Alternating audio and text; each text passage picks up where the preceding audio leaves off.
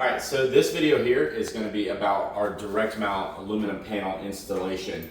There's two forms. We have the male panel mate, which we're going to be showcasing in this video. We also have our female panel mate, which is going to be the one that's going to sit flush to your trim.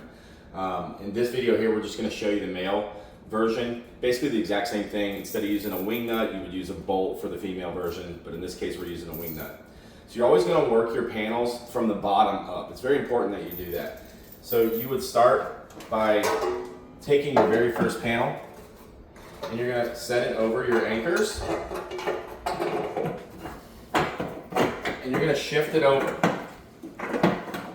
just like this. So you have the big hole in the panel is away from the anchor, and while holding the panel in place you're going to go ahead and install your bottom wing nuts.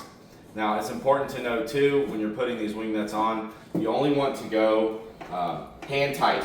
Okay, so we're going to just tighten them all the way back to the panel, hand tight, that's all you need. We don't recommend using the wing nut drivers or anything like that, as you could potentially strip this anchor out or cause your wing nut to get stuck to the anchor, and that could spell bad news if you're trying to install right before a storm or take them down afterwards. The second panel is going to overlap the first panel one time, and you're going to do that same exact thing. So you're going to make sure it's over all of your anchors, and then simply just give it a little slide over, and you'll do the same exact thing.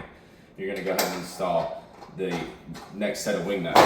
You're going to work this process all the way up your window until you get to the end, and once you've gotten to the end, you'll tighten down your wing nuts on the top of the panels.